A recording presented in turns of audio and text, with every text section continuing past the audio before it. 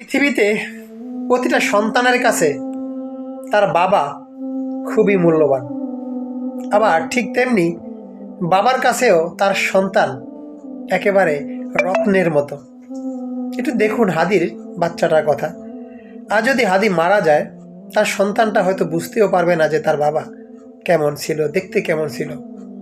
দোয়া করি যাতে এই সন্তানের কাছে তার বাবা ফিরে আসতে পারে।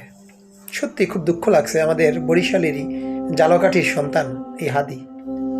রাজনীতি করতে এসে আসলে গরিবরাই বারবার মার খায়। গরিবের কপালে আসলে এমনই হয়।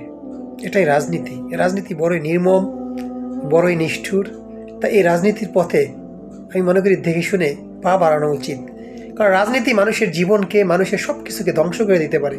রাজনীতি হলো একটা নেশা। এই নেশা যারা পড়েছে তারাই বুঝতে পারছে যে রাজনীতি কত খারাপ। তো দোয়া করি মহান আল্লাহ হাদিভাইকে সুস্থ করে যাতে আমাদের মাঝে ফিরিয়ে নিয়ে আসে, সে তার সন্তানের কাছে ফিরে যেতে পারে, কিংবা সন্তান তার বাবাকে ফিরে পায়। শুধু এই কামনাটুকুই করব।